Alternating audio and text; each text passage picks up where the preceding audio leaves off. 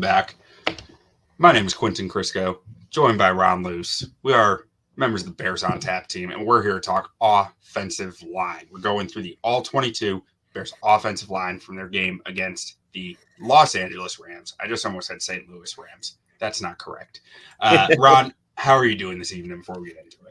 I'm good, man. You know what? The first one of these that we did was so much fun. I'm excited. I've told you, I think both weeks now, that I purposely haven't watched the set of clips that you've given us to walk through, just so this is the rawest reaction you're going to get from a brain of somebody who loves offensive line play just as you do, Q. So I'm excited to get into it, man, but I'm doing well. How are you? I'm doing good, man. So jumping into it, first play here. We have a stretch play or something along those lines coming out this way. We have Cole Kmet trying to block down. He ends up back here. And we have, it was either Pryor or Jenkins. I want to say it's Pryor, which seems odd that he'd be pulling out there. But one of those two pulling out, bumps into Kmet, can't get to their guy, and just it blows up the play pretty quickly from there. But now that we've kind of talked through it, let's give it a look here. Yes, that is Tev. You see Tev has to kind of sidestep him. And at the same time, you've got Mercedes Lewis there, not really getting any push. Maybe Wright's supposed to help him get more push there. But really, to me, I mean, I think Kmet was him falling so far back really blew this play up because Jenkins was supposed to get 56 there by my understanding. Yeah, the way I'm looking at this too, there's something to be said about when you run certain plays against certain looks, right? I mean, so many people are used to, especially in this situation, right, where Kmet is trying to scoop and get under his guy.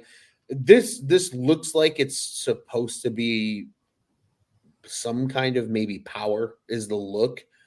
I just don't love the design. And I feel like I've said that a couple of times now when we've been breaking these down. Because in theory, when I see this, especially on the side, if we're pulling for 56, if zero's crashing that hard, if I'm Cole Kmet, I just want you to wash him down.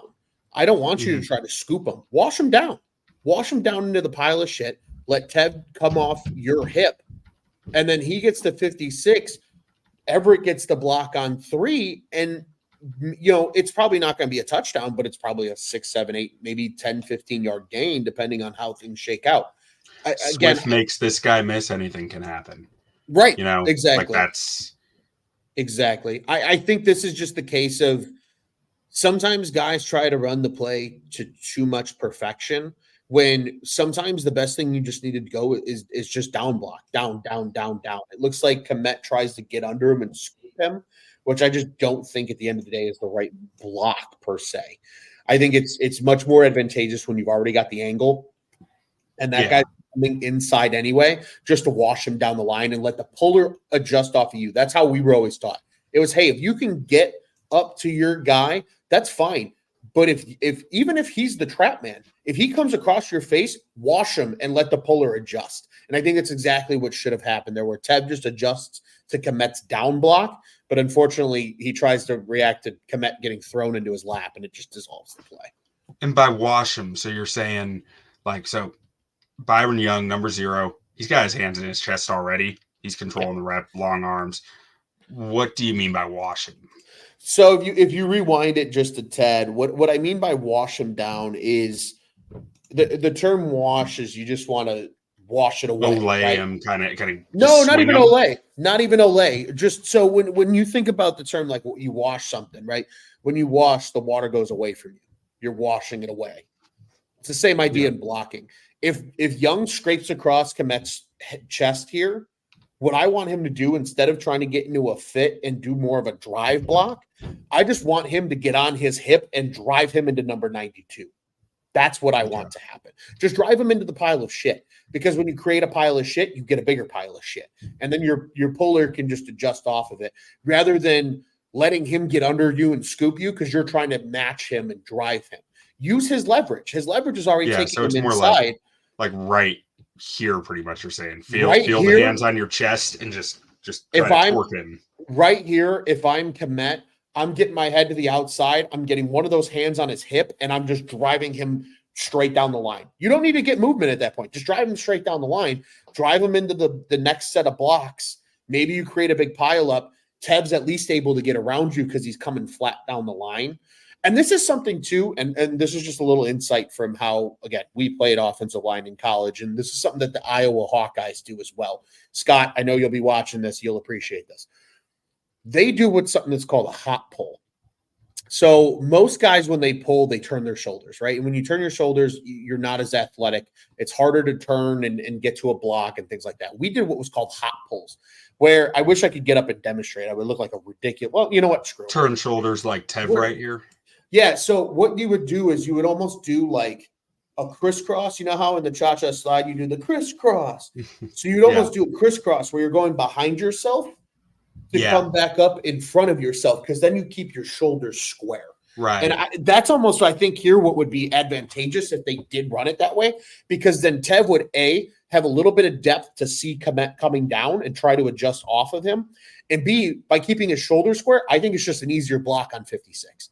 That's just me personally, but that's something, too, that I think to keep in mind here. But if we're really just focusing on what Komet's doing, I think in that situation, you just want to see him take the block, drive him down, wash him down the line, and let your puller adjust off of you. Yeah. Okay. Now, next one here. Let me see what my note was on it. So we're watching Coleman Shelton get pushed back into the pocket, or not into the pocket. It's a run play, but get pushed back into the run lane, basically. Mm-hmm. And then Pryor trying to pull around him as he's getting pushed back. Okay. And so we got Pryor already at left guard, number 79 here. Yep. This is after Tev Tev left the game. Yep. Yeah. So first things first, we see Shelton just going backwards. Like, this always stands out to me on these plays with Shelton. Now it's like he's tripping. He's practically tripping. I don't think he actually trips him on this play, but it's just like a constant hazard there when you have pullers behind Shelton. And then Pryor just lunges in, doesn't get anything of the guy that he was going for. The guy just sidesteps him, says "Olay," see hands in the chest, and just throws him away. So the reason that this doesn't work is exactly what you said, the Shelton block. But I can tell you what this play is. This play is trap. And it's very easy to tell that it's trap. So for anybody at home that's not sure what trap is, it's a 3-man game. So here, because 51 walks up onto from linebacker row, Davis has 51. He's clearing out because his 3 technique is what we call the trap man. He's the guy getting trapped by the opposite guard. Yes, that's the trap man. So Davis is going to go up to the second level. Shelton's going to come down on a simple down block. And then Pryor's going to come flat off of Shelton's butt, which overall he does a very nice job of, and trap, that guy that's coming. And all that it should be from there, running backs are taught to run the hash. You see how that sets up? You can see where that hole sets up. If it's a clean block, and it can be quick, you don't need a lot from any of these guys. They just need to get a hat on a hat. And they get a hat on a hat. This is a 15-yard play because you have Roschon Johnson going straight ahead and full speed right up that A-gap. Unfortunately, because Shelton gets blown back, even if Pryor does deliver a little bit of a better block and doesn't get tripped, Roschon's probably going to have to be patient, make a slight move to try and create more space, and the play's dead by then. Davis makes the right block here. He's doing exactly what he should do. Shelton is just flat out beat. Pryor's going to the right man, and he has the right block in place. The only problem is when he gets tripped, he's aimed for the inside of that guy. Then he gets tripped, and because of when he trips, I didn't even notice that he did get tripped here, but he definitely does. That left foot definitely hooks on to Shelton's right foot. And I will say, I don't think Pryor is perfect here. You're taught when you pull, especially when you trap, whatever the direction you're going is the shoulder you should hit with on the trap. So if you're going left to right, you want to hit with your right shoulder. Where here it almost feels like Pryor's going to the end's outside shoulder, or the tackle's outside shoulder, which I don't love. I think you should be a little more. You almost want to ear hold the guy. And I think a lot of people. And I think with Pryor, I always think there's physical limitations there. Like big There man is. can only move in certain He's, ways, you he's know? too big. Yeah, he's too big to be playing guard. I think that's really what it is. He's just way too long and large to play guard because, guys at guard are typically a little more stout and they're quicker. Yeah, and I mean, Nate Davis is pretty much what you like. He is a very ideal size at guard for a guy who's going to be on the move like that. Absolutely.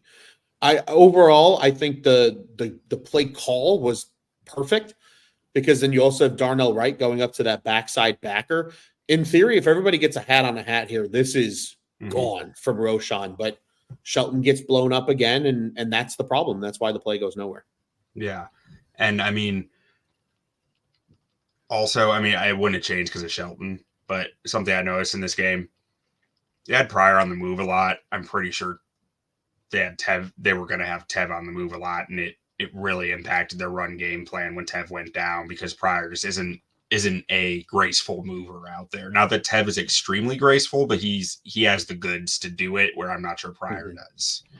I agree wholeheartedly. All right. On this next one, we're watching Matt Pryor and Darnell Wright. And I believe, okay, so we got Pryor at left guard, Wright at right tackle. And let's see what's going on here. It's another run play. I got all the runs bunched together. So Darnell Wright lunges and doesn't get a clean hold. He might have been tripped there. And Pryor, I just don't. He doesn't sustain the block. He comes into contact pretty soft a lot of the times, which again is probably just making sure he's getting hands on the guy, but just loses him pretty quickly there. Yeah, I again, this is another one of those plays where I love the play design, but I hate how this ends up being run because in theory and in design, what I'm looking for is exactly what you end up getting. So if you stop it right here, you could start to see where everybody's going, right? So you have Davis coming down on number 90. You have Wright one-on-one with number 91. He's probably getting a little bit of a chip from Lewis, who's working up to number 51 because he's the backside backer in this instance. I know I'm talking through this really quickly. I apologize. Oh, no. And then exactly how you drew it up. You have the guard is kicking out the last man on the line of scrimmage, and the tackle's pulling for that front side linebacker. This is just a plain old classic counterplay. This is exactly what this is. You got the backside end blocked with a fullback here, which in this case is Cole Kmet.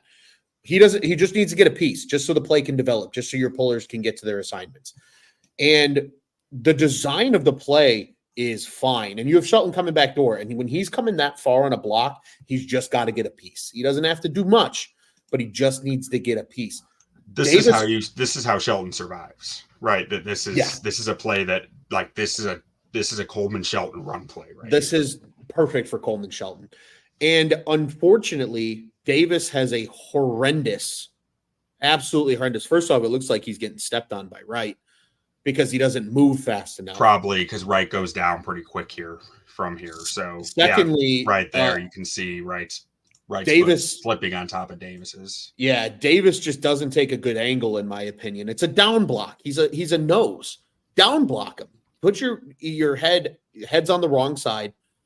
I think Wright's block is fine. He just trips. Yeah, I didn't notice the footwork that it was just his foot that got he just gets stepped on. He just gets stepped on. And I think some of it too, these guys are steps on.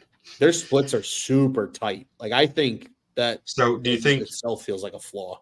Do you think right here Wright's left foot on Davis's right foot impacts Davis's positioning? Maybe a little bit.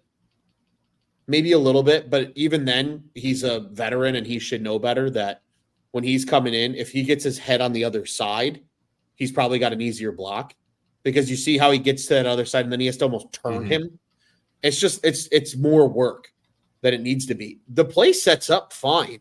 I think Pryor, ideally, if he comes down the line a little flatter and gets up the hole a little more, he kind of, like you said, just kind of cradles that end. Yeah, Braxton's gonna get to the backer just fine. Yeah. Like the bones of this play are there. It's like just you're saying with Davis, like head's on the wrong side, but he does get it turned. He gets his head to the right side and gets his man turned, but then he has Wright falling on the back of his legs, and it's toast because it's Wright's man each other.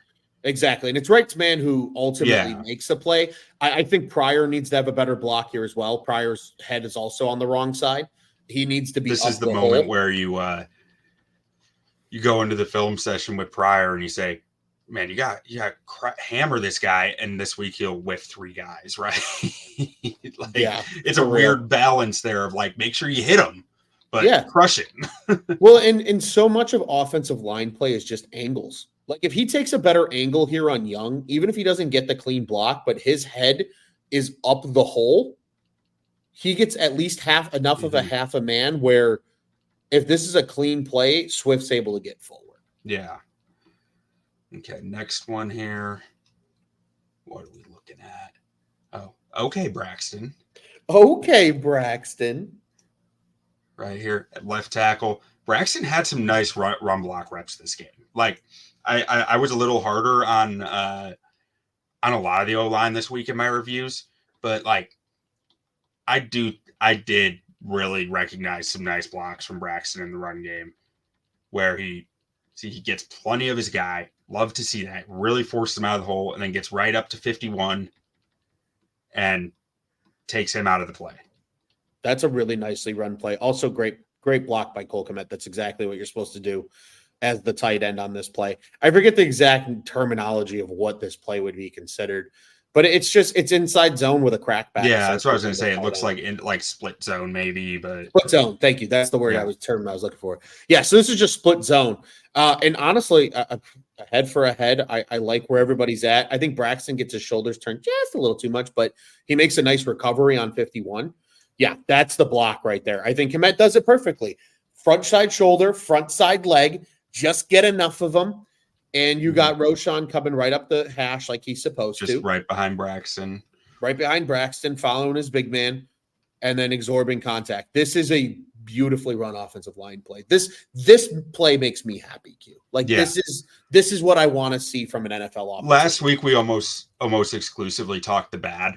And we needed to get, like, I can't sit here and rag an O lineman every week. Like, it doesn't feel right. So I wanted to get the good in there too. Doesn't feel right and it doesn't feel good, but it does feel good talking about good offensive line plays. And that was absolutely one. Yeah. Now, this next one here, we're watching Braxton again. And this time we see him. I think this staff is starting to realize that Braxton can be an asset as a run blocker in space. And same with Shelton a little bit. We saw some nice stuff from Shelton in space too. Let's move this out a little bit. So just to review, here's Braxton here. That's who we're watching. Yeah, little pitch outside zone is what this looks like here. Yeah.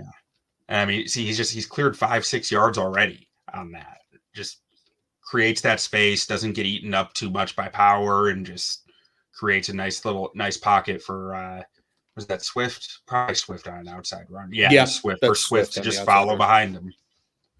Yeah, I mean, this is simply just outside zone with a pitch. Mm-hmm. A lot of teams do this rather than having your quarterback need to take his angles and execute the handoff. Sometimes it's just easier to pitch it to the back. But I mean, this is overall, this is pretty. I mean, look at Nate Davis with the gladiator pose. Hey, that's okay. On a backside block, I'll take that. You did your job. You did your job. You got in the way of a guy. Winning ain't always pretty. No, it's not. Not on the offensive line. That's for damn sure. Pryor takes exactly what you need him to do here. I think this is perfect. Hand on hip. There's the hand on the hip. Exactly what I'm talking about. If you need to move a guy, the easiest way to move. Yes. The easiest way to move a guy is by his hips, especially on the defensive line, because these guys are taught to be in a position like this. Where are they the least strong? In their hips. If you want to move a guy, hit him in the hip. And that's exactly what he does here. He gets on 91's hip, pushes him enough for create some real push right there. Shelton is able to come around and hook his man because of that push. And Pryor takes a beautiful track up to 51 here, gets a hat on a hat. We love to see that. Jones does a great job. Lewis and Jones work perfectly together to mop up this 2-on-2 duty. And the corner gets off on the Keenan block, who ultimately still makes a decent block. That's another good run play. You'll love to see it. That makes me happy. Then I think you'll like this next one. We got Coleman Shelton getting into space, just center there. and then Braxton getting into space as well on this play. At first, this was just a Coleman Shelton one for me, but then I noticed Braxton as I was rewatching it, and I was like, okay, there's two good ones in this. That's why it made the cut. Oh yeah, that's Yeah, perfect. I mean they just hat on a hat, and that's just exactly clear that lane. And I mean, again, it's a split zone probably, I guess, because you got Cole Kmet coming across and clearing that end man. Not as clean of a job this time, but he still gets it done. Still gets it done. And again, when you're getting to that backside guy, you just need to take him out of the play for half a second. Because again, this was something funny enough, Q, that I was talking to our fearless leader, Mr. Tony Marchese, about yesterday. He said, I didn't realize how much about football is timing. I said, everything in football is timing. It's all timing. All you need to do is get a piece of that guy. And, you know, he probably could have gotten a little bit more, but it's a great play by Swift. But here's the Swift beauty. adds injury to insult by stepping on this cleat in this guy's hand right here. Probably, and it keeps him from making the tackle ultimately as well. But if you rewind this play, first off, that's a sick block from Roma Dunze as well. And Pryor drove that man out the hole. This is exactly what you expect with inside zone. And Q, this is what I want to talk through, though. Another reason why these are such good blocks by Coleman Shelton and Braxton Jones, because linebackers flow with motion. Split zone is effective because Kmet's motion makes linebackers think puller because they see that flow that way. And it might take them just a half a step out of their position to get a better block. And if you just watch this slowly as both of these guys work to the second level, both Shelton and Braxton Jones, the center and left tackle, Jones is going to get a hat on a hat. He's in perfect position on 51. He's got a slight lean to the inside, which, you know, you want to be inside on the strength of the play with your head. Shelton does the exact same thing here. And you'll see the linebackers, they flow with action and then they see kind of that counter action. So they move. And Coleman Shelton is perfect right there. And Braxton Jones as well. They both are. They are absolutely perfect on this play because when you say they flow with action because these guys are shooting out this way, so it looks more outside. Well, you're saying? So you have Kmet coming back. So if you go ahead and roll the clip slowly, I'll talk you through it. Okay. So the two linebackers, so 51, 56, they're taught to flow with action. This play looks like almost like a wiggle, like an H-back wiggle is the term, where it looks like he's coming one way. It's a misdirection type play. So they're flowing with the misdirection is what they're flowing with. And that's why 56 comes across Shelton's face. But that's what he wants him to do because it's split zone. And all he has to do then is wall him down. It opens up the run lane for Swift because, again, running backs are taught to run the hash. This is exactly where Swift goes. He reads the block. He sees that they're all hooked up. He goes, oh, shit, I got to make a play. But look at that blue wall in front of him with 65 and 70, and he's just running the hash. He's doing exactly what he's told. That is about as good as it gets with inside zone split, and that's the touchdown play, is it not? Oh, yeah. This one. Oh, yeah. That felt good. And that's what happens. When you block something properly, it looks like that, and you score a lot of points. Look at Coleman Shelton. He's so happy. As he should be. He had a hell of a block on the play. The whole line he was a difference maker on that play. All of them were. You're right. You love to see it. That look at Rome dancing. Look at Rome dancing. In 79 too. Doing the playing the guitar, the windmill. Oh yeah. And they all knew it. They knew it as soon as Swift made that cut at the second level that he was gone because he's fast enough. Love to see it. That's exactly how you draw it up, man. It doesn't get much prettier than that. All right, now we're on to the pass pro. Starting with the negative. We will get to positive, but starting with the negative. On this one, we're watching Teven Shelton Tev left guard, Shelton at center, trying to pass off a stunt, and it just stunts actions coming this way. We see Shelton turned out this way, and Tev too far turned this way, can't get back to it.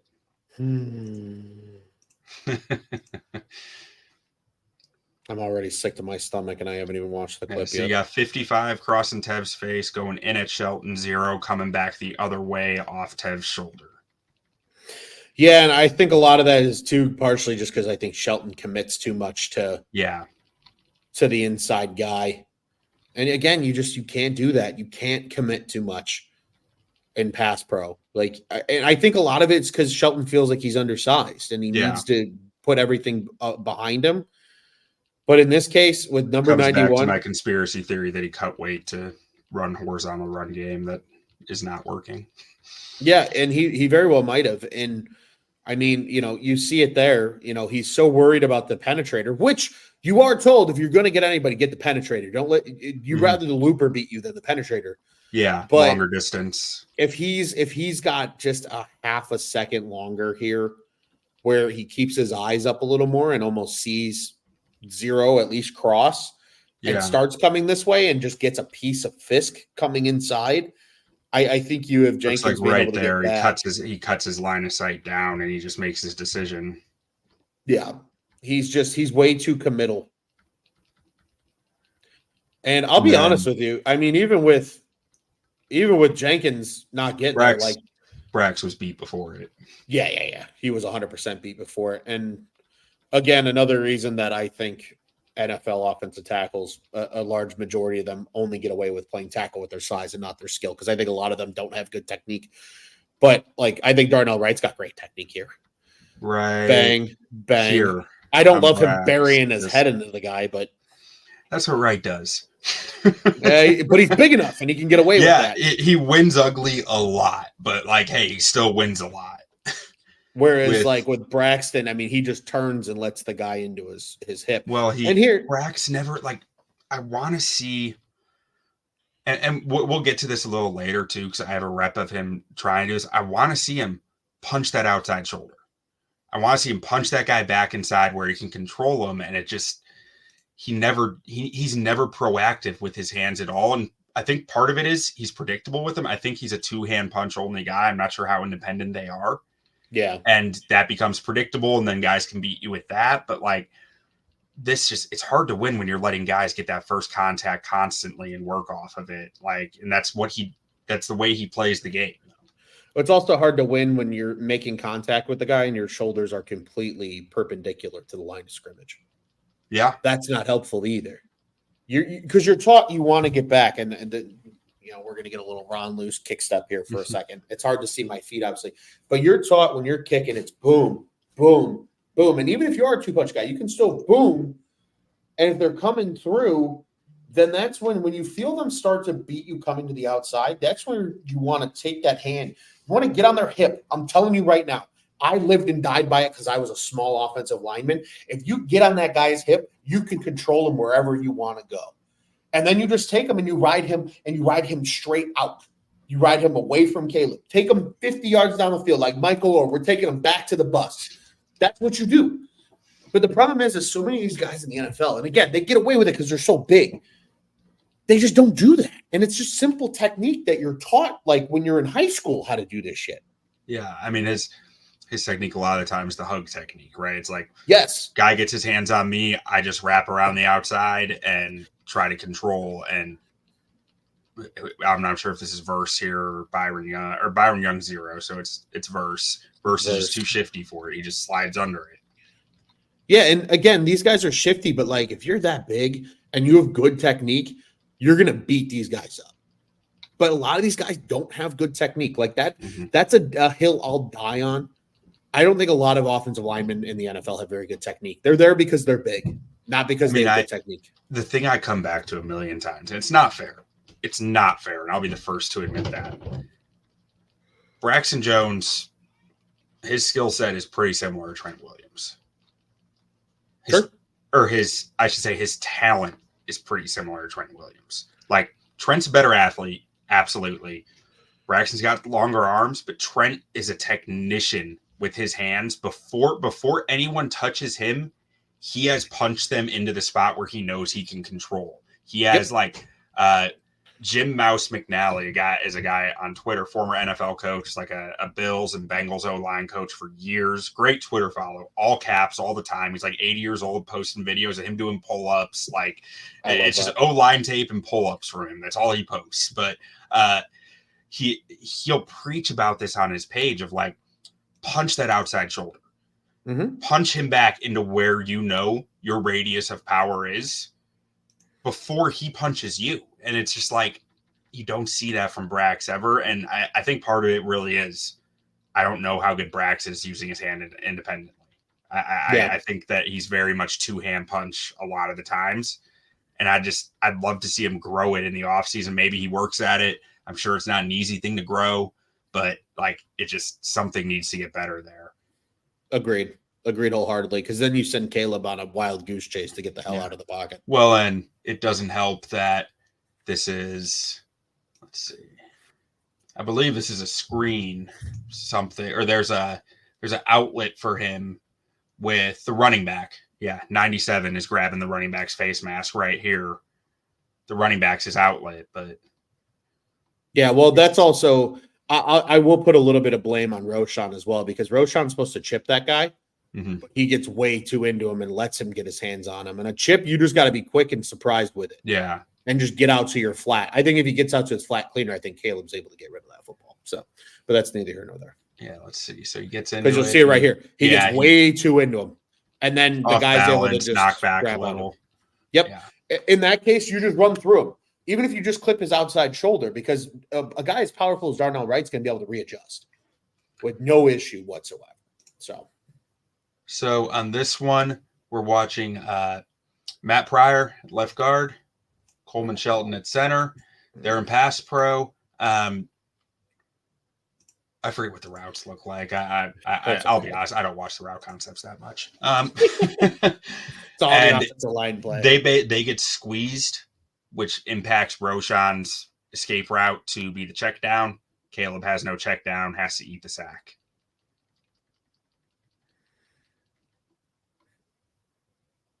See Caleb looking for the check down right here.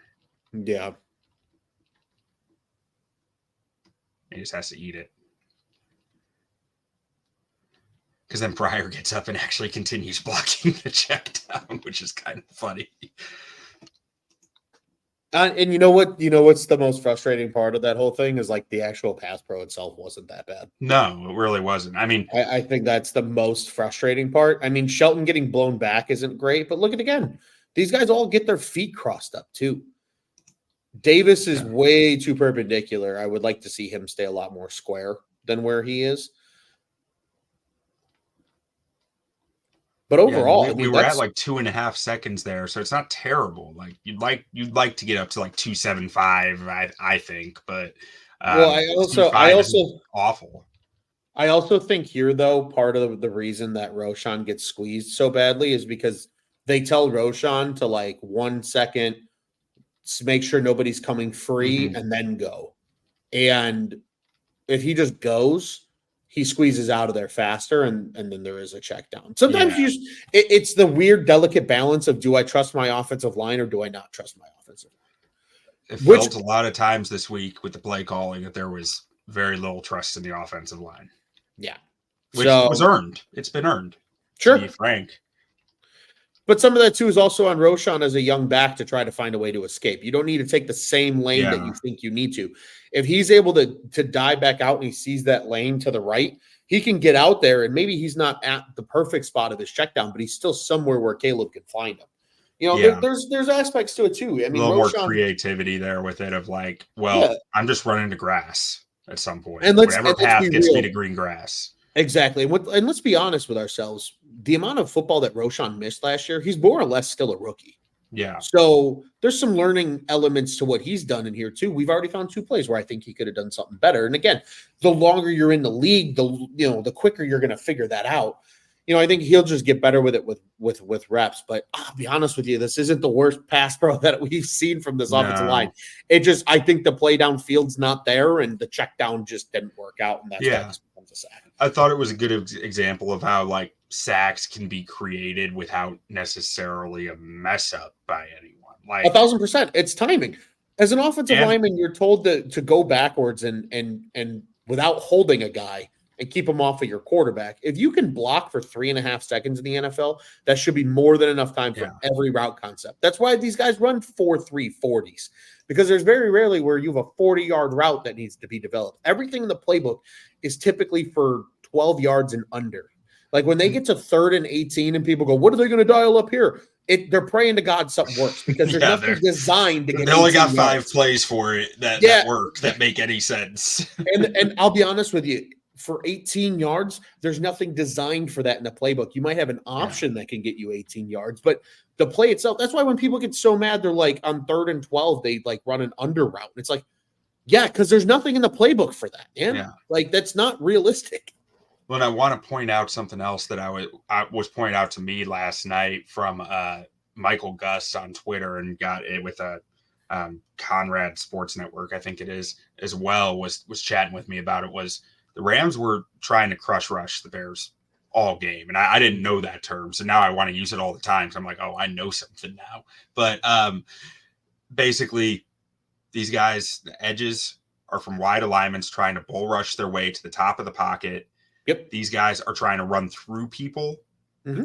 They're really not pulling out pass rush moves. They are just saying this is a light O line. Mm-hmm. We are going to try to collapse this thing like a soda can. We're crushing it in until we just get the sack. And that's a lot of this game. That's what they were trying to do. And when it got explained to me what it was, I was like, I saw that a lot. Yeah, that's exactly what it is. I expect we're going to see more of it going forward. As long as Shelton is at center and Braxton is at tackle, I think that's kind of the strategy. Yeah, it is. It's because you see that they're both on top of them within, what would you say, like 2.6 seconds? Yeah. Ish, 2.7 maybe. And especially with Caleb's height, I mean, I don't think he's short. He's 6'1.5" probably, but like he's shorter. And the quicker they can collapse it down on him, the harder time he's going to have seeing. Yeah, you're right, 100%. All right, and this one, watching Coleman Shelton. He whiffs, and it creates the Roshan has to pick up for him, which creates a free runner because Roshan is no longer able to get the guy that, under the initial plan, he was supposed to pick up. Just too much, trying to do too much there. Shelton's just trying to punch the hell out of him. No, well, I'll tell you what happens here. He oversets him. Yeah. That's exactly what happens. So for those at home that don't understand what a set is, you want to set to a half a man. If you're setting to your left, you want to set to the guy's outer half. Because if he wants to keep going outside of you, you just keep going with him. If he wants to come inside of you, that's when you can check up and kind of hit him with that kind of interior anchor. When you overset a guy, it makes it easier for him. It's an easier path to come inside of you. And that's what happens here. Shelton just oversets this guy because he's in that like 2-eye look. If he stops his set another half a step from where he is, where you have the film stop here, Q, I think he's fine. Yeah, he has half the man, right? Yeah, and he's at the half the man. He just keeps coming too much. The left shoulder practically, which is that's all the man. Right. And that's how the tackle's easily able to come back inside. Yeah. Ole. It's also just not. And then so Roshan has to pick it up. You'd almost like to just see Shelton say, okay, now I'm getting him, like, instead of trying to even recover from it. I mean, that's asking a lot, but it is asking a lot when he gets swim moved like that, because he can't see the guy. Like, unfortunately, when he gets olayed like that and you smack the guy's back to come over him on the swim, his eyes are looking down at the ground. He doesn't see that free rusher coming from the left. Which I think is something that gets overlooked in football a lot. The vision out of a football helmet. You can't see shit out of a football helmet. That's the thing. People, how didn't he see that? Put on a football helmet, have 5 guys running at you, and tell me you can make something happen. You can't see shit. But so that felt like a big moment in the game. It was like, well, how did that happen? How is there a free runner? So I felt like that one needs an explanation. Yeah. Shelton gets olayed. Braxton's hands we're watching on this one. So 70, Braxton Jones over here. I'm going to pull the view over a little bit so we can see a bit better. Going up against, I believe that's Verse right there. Mm-hmm. Yeah, it looks like a Verse. And I think this one was actually a screen pass, if I remember correctly. But like, and this is part of where I say I don't know if Braxton is very, very comfortable working those hands independently, because he kind of jump sets them and tries to be proactive here. but it's a two-hand punch. Mm-hmm. And Verse he's prepared for it. He's like, oh, okay, maybe there needs to be more power there from Braxton. Maybe he's had times where he's too powerful and he just gives the guy an inside release so easily. Like, I'm not sure, but I think some of that it wasn't too, the goal there. Right. I think some of it too, admittedly, I think he does the right thing here. I think the jump set is the right technique. I think he doesn't jump him fast enough, unfortunately, in this instance. I think he can get out there a lot quicker because Verse is not that big. I think if he gets out there a lot quicker, because he still almost does a traditional drop and then tries to jump him. Just go jump him. If he jumps him right away, live speed. If you forgot how fast football happens, yeah, seriously. I think if he jumps him a little quicker, I think it works out better for him. I also think the other thing that Braxton, I think, would benefit from is just understanding what you do well and don't do well, and mixing in countermeasures to what your opponent's countermeasure. Right. So if you have enough film now, what have they beat me with? Getting into me fast or swatting my hands down because I double punch. If I'm Braxton Jones, and this is something I did in college too, because I would go to punch that outside hand, and our DNs were just taught to swat the shit out of your hand. Just absolutely swat the shit out of your arm. To the point where, like, I think I tore my UCL at one point when I was in college. I mean, that's the way that's any good D-line coach say. Can't block without your hands. Nope. And B, they do it so hard that, God forbid they missed, they would just fall into the ground. So what I started doing when you see that was the old give it and take it away. Mm-hmm. Because you give it, they go to swat, you take it away. All of a sudden they're woo, and then they're all off balance. And then you just take the back of their jersey and you just throw them into the ground. And then you just sit on them. And then you just do a big starfish and a big snow angel on them on the middle of the field. And that's all you need to do.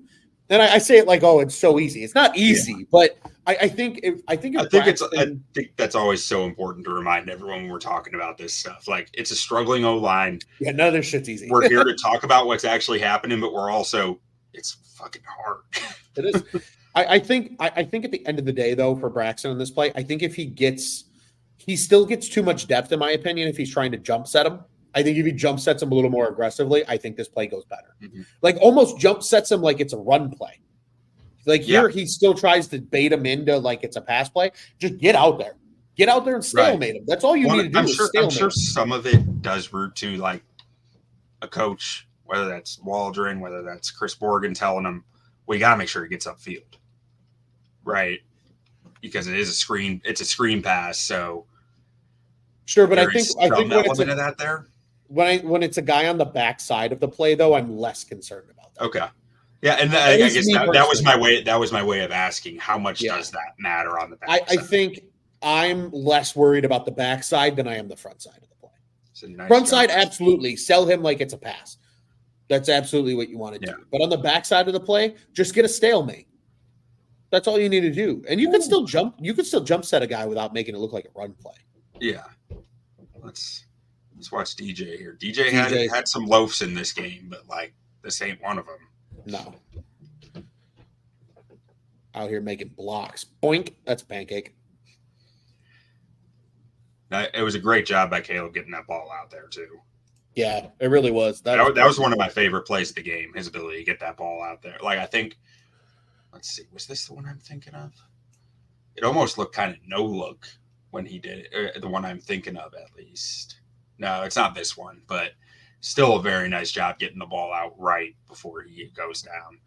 Right before he gets obliterated from the backside. This one we're watching, it's just the Braxton Jones show today. The Braxton Jones show. Yeah. We're watching Braxton's anchor. Oh, awful. Yeah. And again, this goes back to technique. None of these guys know how to do a proper kick set. None of them.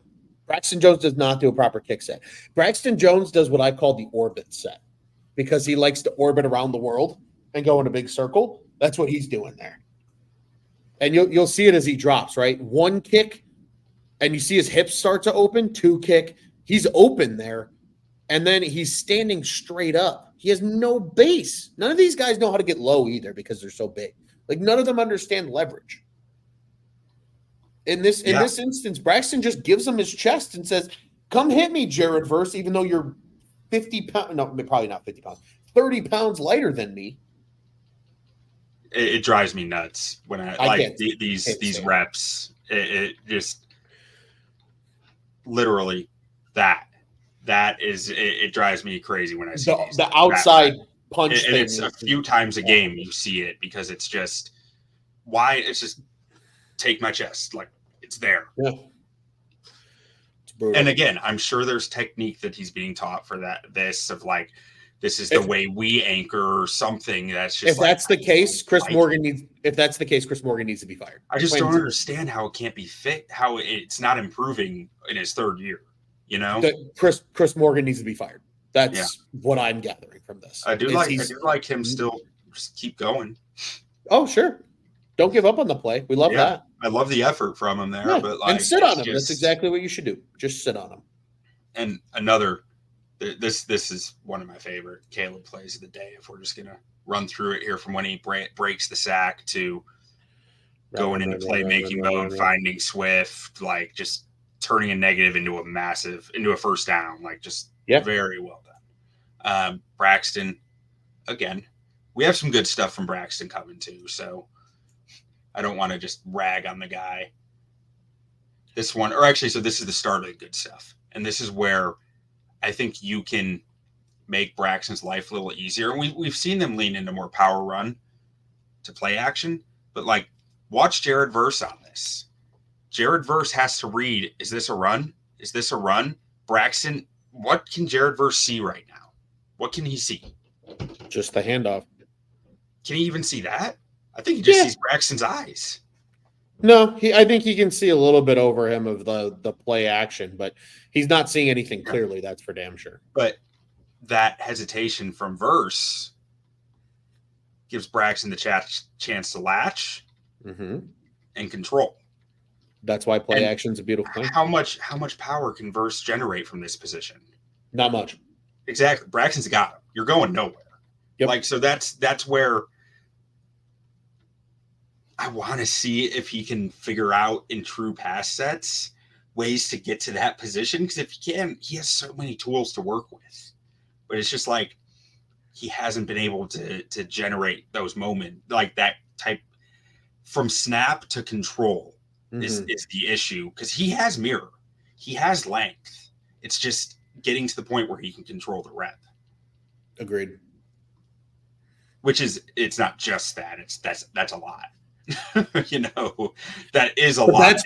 That's where the issues lie. That's where the issues lie. All right, this one I wanted to get your opinion on. Okay. So watch Tev on this left guard. He's pulling out on a wide receiver screen here. Shelton's pulling out too, but I'm not as concerned about that. Like there's nothing to really see there. But I want to know what Tev might be thinking. Release, or actually let's watch it live, like real time first, and then we'll go back through it.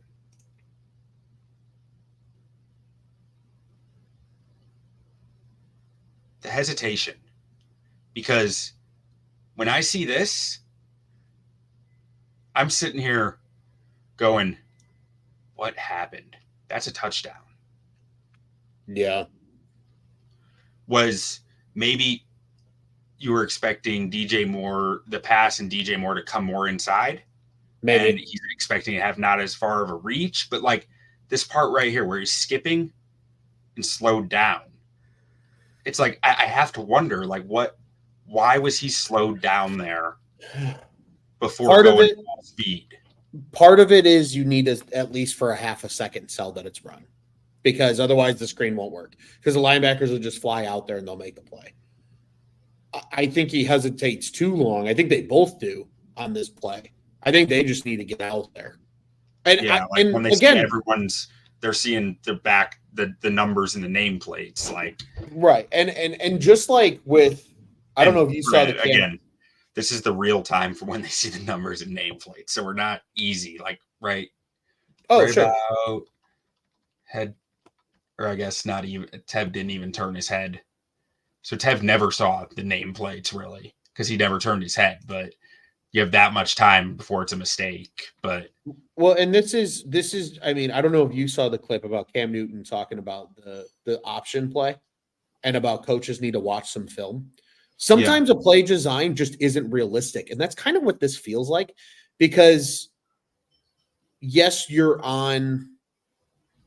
I guess you're in what, the middle of the field is where this ball is snapped from. I think this play is more beneficial to run from A, the hash.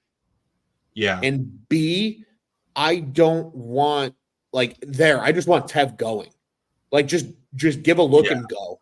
Don't even look for the guys that you're trying to hit. Just get out there. Especially if you're the first man. You know who you're getting. You have the corner. That's your only job is the corner. Shelton's the cleanup guy. 3-4 yards shy still right there. And you know what else is 3-4 yards difference? The middle of the field to the left hash. Yeah. Yeah. And again, some of this is just the OC not putting your guy in positions to win. To me, interesting. That I like that you say that, because that wasn't my thought with this. Like, I see what you're saying and it makes all the sense in the world. My thought with this was more, maybe Shane Waldron has some good play designs, because this is a home run play. If I agree, but I think Tev can certainly get out there a little faster. But I also think if you run this from the hash and you're working with the shorter half of the field than trying to run it from the middle of the field, you're setting your offensive lineup to have a better play. Yeah. Now, granted, you also might get the look you want more from the middle of the field than you would on the hash. So there's that balance. But if that's the case, you got to be very adamant with Tev in film that week before of going, dude, you don't worry about blocking anybody up front. You get out to the corner. Coleman will clean everything up from the back end. And if DJ gets, 5-yard head start on anybody, he's running to the end zone. I mean, we know that every OC in the league has 2 or 3 plays per week where they're like, this one. This is it. I think this was Shane Waldron's play of the week. And it's like, if that's the case, it's got to be communicated. Like, you got to get out there. Well, they're going to talk about in film. And again, this is one of those plays that, like we talked about last week, Hugh, that I'd kill to be a fly in the wall, because I want to be in there when Shane's talking to the whole offense and going, okay, what happened here? DJ, did you not come back to the ball more? Maybe DJ's supposed to come back to the ball more. Tev, did you wait too long? You just need to get the hell out there. Like, what happened here? Because there's just a small little miscommunication. It's blocked beautifully otherwise. If Tev gets out there and gets anything on the corner, I will say, though, if you watch where the corner makes the tackle, I don't know how much DJ Moore necessarily came back to the football either. Let's see. I want to highlight Braxton here too. It works within this, but I love this from Braxton. This actually got flagged for a blindside block. I don't care. I love that. Oh yeah, I love that too. That's how you're supposed to set it up. See, like, that corner's all over DJ. Yeah. And it might not be a great throw either from Caleb, because DJ has to jump. Yeah, that might be part of it too. I mean, it could be Caleb didn't lead the throw well enough. And I think if Caleb leads the throw coming back, Tev gets that outside, DJ comes right off of Tev's butt and he goes. Again, and this is the beauty of football. Everybody goes, well, it was so-and-so's fault on the play. Was it? It's probably a lot of people's fault, because a lot of people didn't execute properly. It's a team sport. It's the most team sport that exists. Everybody has to do their job correctly. If one guy does something wrong, it makes everybody else look bad. And to me, that's that type of play. And then last few minutes here, I just have some of those crush rush reps that I was referring to. I got 2. I think I have 2 of these, maybe 3, where just watch how much the D linemen are actually really doing anything besides bull rushing here. Oh, yeah. Like, even 55 isn't even coming. He's just saying, I'm just containing run lanes. Because I'm confident the other 3 are going to get home. I'll just contain the run lane and save some energy. And one of the things that Michael Gus and Daryl Comrade were saying to me last night, this strategy, it's a lot more common in college, but it's exhausting for offensive tackles, which explains partially. We saw Darnell Wright throughout this whole game, his anchor get worse and worse and worse. And it's because they were doing this to him all game. It's exhausting. Oh yeah, when to stop a bull rush, push-pull drill was what we used to do in practice, and push-pull was exactly this. When you get bull rushed, how do you push a guy out and then how do you accept the bull rush? It is the most exhausting drill in practice.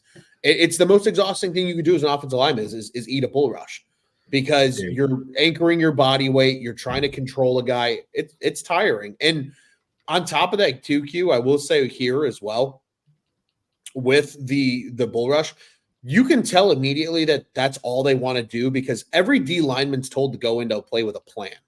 Like if it's a pass rush play, okay, how do I want to hit this guy? Do I want to get to his outside shoulder and do a counter move? Do I want to rip him? Do I want to swim him? What do I want to do here? When you see them just take 1-2 and they're just barreling into these guys' chests, wide 9. It's exactly what they're designed to do is just bury into their chest and bull rush them. I do have to say, like, this is not my favorite Darnell Wright rep, but this is like beautiful art watching this and watching Darnell Wright right here in slow motion. Yeah, That's I mean, it's gorgeous. And then the guy falls back because he hits that. You wish it was a little further away from Caleb, but like that peak moment right here where he's just where it turns and 97 starts falling backwards. I love that moment. Well, and this is also though, Q, if you go back to closer to the beginning of the play, this is also something though where if I'm watching film on the Bears tackles, I go, these guys turn really fast. Yeah. And that's why this is also effective because when you're turning and you're a flat object that I have to push forward and I don't have to, and I can get out to you from the wide 9. Like neither one of these guys are getting depth horizontally with their drops. They're immediately opening up. So as a bull rusher, that's the easiest thing you need to do because guess what? I don't need to go around you now. I just need to come down flat down the line because you've already positioned where I want you. And that's why these guys are getting so deep into Caleb's cookie jar because in theory, Braxton's getting way too deep right there. If that guy's that wide, you need to kick out to him. That's what you're taught. If it's a wide 9, kick out to the wide 9. Don't kick back to the wide 9. Unless he's a true speed rusher. But then you kick back, but you kick back vertically. Yeah, but it's verse. It's not like, I mean, if Byron Jones was out here, maybe, but like you're talking Michael Hogt and Jared Verse, the 2 power guys. Right. But even then, right? He's opening up, is my point. Yeah. He needs to get just out there more. Stay square because if you get out to the wide 9, especially when you know these guys are power rushers versus speed rushers, they have longer distance now to come to you. If you are setting more vertical like Wright and Jones are here and then opening the gate, as it's called, where you kind of let them come through, there's less room now where you have to bull rush because it's a shorter distance to Caleb than it is trying to go around these guys. And that's why they're doing this crush rest technique. That's what I would watch film right now. If I'm Carolina, I go, Jadeveon Clowney, I want you to beat the shit out of Braxton Jones this week. That's all you need to do. That's your only job. Just beat the living piss out of him all week long. Let's see. Where'd this go? I can't do it slow motion, but where'd that go? Braxton Jones. I don't know. Like, that's a great question. I mean, that's beautiful. Yeah. That's beautiful. I can't help but wonder if his neck injury last year changed stuff for him. Maybe. It very well could have. Week 1 last year, he looked so good. He so good. He might have lost a lot of strength because of that neck injury. Maybe. Neck injuries are nothing to play with, man. Nothing to play with. Let's see if I got another here.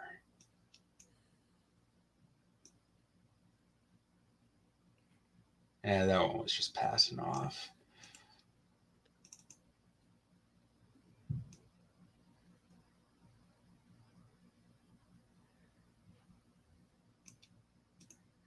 I loved his week 1 tape last year. I thought he was about to become a guy, like a dude. Yeah, and then he gets hurt. I mean, I still don't love that, but that's better. Yeah, he got out there. Was my logic on that one, if I remember right. This was also the first O-line tape where I decided I'm going to grade the O-line this year. So my takes might not have been as seasoned as they are now.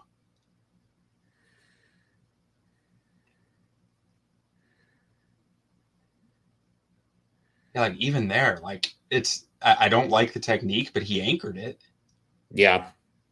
He was able to get downward force on the guy to take away his power. The biggest thing I'm also noticing is he has better leverage. Like he's lower Yeah. in his stance. You can tell he's not getting his upright as quickly. I'm telling you, I agree with you. I think you're on And something. that bend, that arc, Yeah. he doesn't have that anymore. No, he's much more straight up, which I think you might be right. I think that neck injury might have absolutely done something to him, where he's maybe just not as flexible anymore. Yeah. And because of that, he loses a lot of his power. And when you're a guy like Jones, like your power is everything. Yeah. Last one I got. Let's see what we got here. Yeah, and more proactive hands to get into. He got into the guy's chest first, from what I can see at least. It's kind of blocked there, but he was taking their power before they could take his. Right. And I think I got one more here. We'll just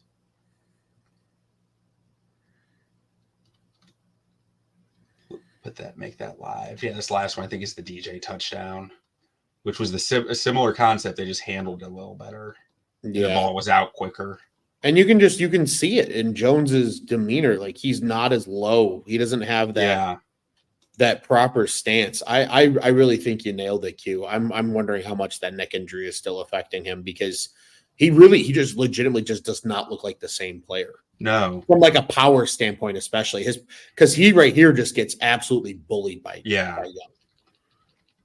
Like somebody as big as Braxton Jones should not be getting bullied like that unless he's legitimately feeling the effects of the injury. Well, and it also makes you wonder a little bit Ryan Poles was here we have some good anchor that we can, or maybe not good. Yeah, better. Much, yeah.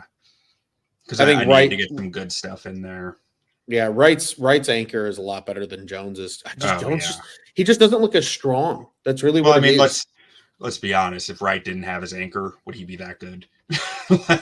Yeah, but sometimes that's the case. Yeah. I mean, if you have an anchor, that's still a block technique. I'm bigger than you, and you need to move. Kicks ass with it. Yeah. But again, I think this also shows, though, why you appreciate the Trent Williams and the Joe Thomases of the world, who were just pure technicians and were just so good at what they do. Yeah. But I'll just run that through, keep this running as we wrap it up. I